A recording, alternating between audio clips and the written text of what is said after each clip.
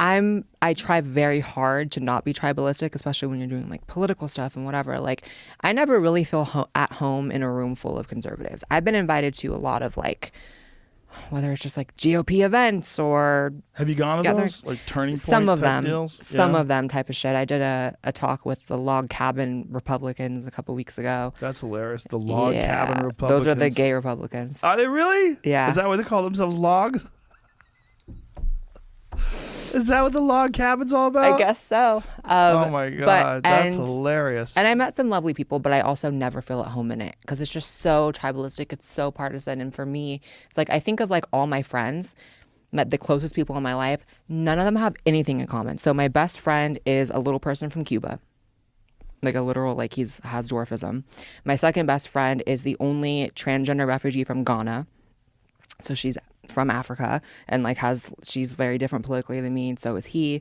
Then I have like an anarchist friend, Michael Malice, and I have like trans escort friends that I have. Then I have like very like necktie conservative friends. It's like I like that none of my friends have a ton in common because I'm just attracted to individuals rather than like this person thinks like me, so this is my friend. I have those, but I like having people that are completely different. The log cabin Republicans might be the bridge. That might be those might be the people that can pull everybody together because they can check off all these ideological boxes in terms of like sexual orientation and being open-minded to LGBTQ issues. Like, hey, you know, he's gay, but he's also conservative. Let's listen to him. Maybe he's got a point. Maybe he's a kind conservative. Well, that's the thing. So Michael Malice and I have discussed this theory that like the best way to red pill people is to achieve like acceptance of LGBT people in the right wing spaces because people aren't going to go to like where the Nazis are, basically. You know what I mean? You mean Gab? Like Gab. We didn't find any Nazis. Like Gab. I was disappointed. Oh, we didn't look hard. You didn't look hard enough? But when you Find me a alienate LGBT people, you're alienating their friends and their Yes. family. You're alienating the girl who loves to go shopping with her gay best friend, teenage girls, you know what Yeah. I mean? And it's like, maybe just chill off that shit. Like, there's a lot of values you probably shouldn't compromise on if you're like a true conservative, but like whether or not someone's like taking it up the ass or wants to be a girl, it's like that's your biggest fucking... It's the dumbest value to concentrate on. It is, but it's like the main value for so many of them. Well, it's a fear, and it's a weird religious thing too, because like in the Bible, you know, homosexuality in the Old Testament is frowned upon, but so is eating shellfish.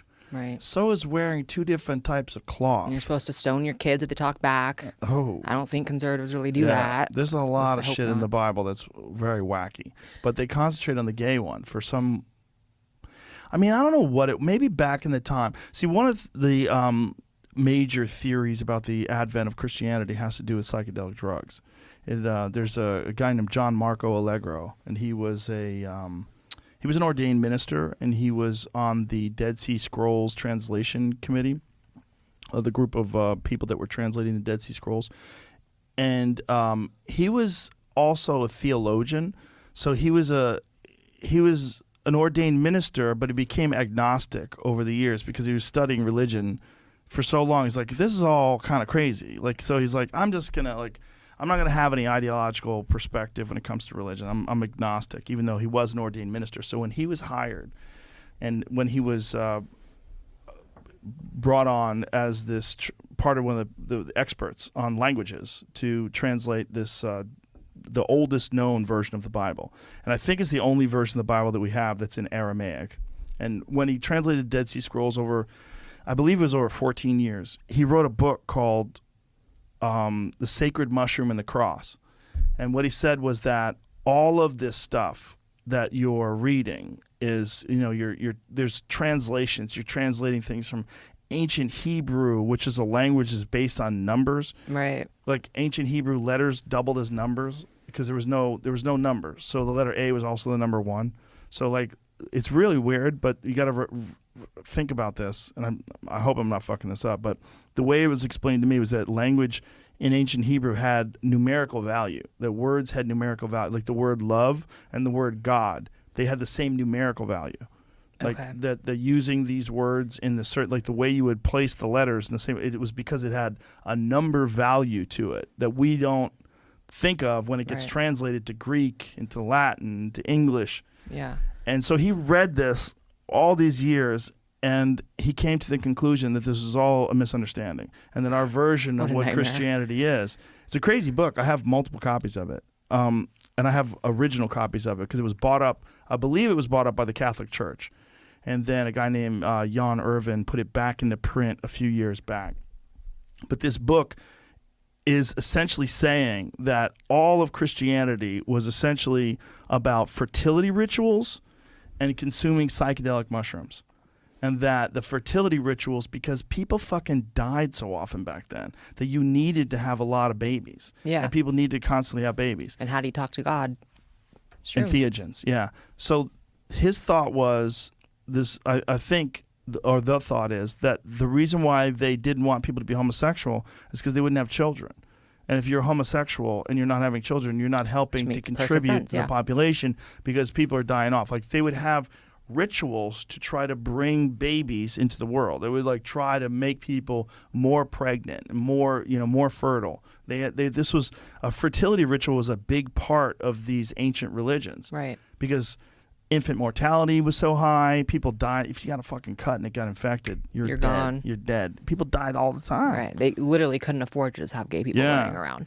Right. Yeah. That would make kind of sense if you were thinking about it from the context of people who lived 8,000 plus years ago, whatever it was. I guess that's just why I've always respected religious freedom. I see that it does something positive in many people I know's lives, and I think that that's great.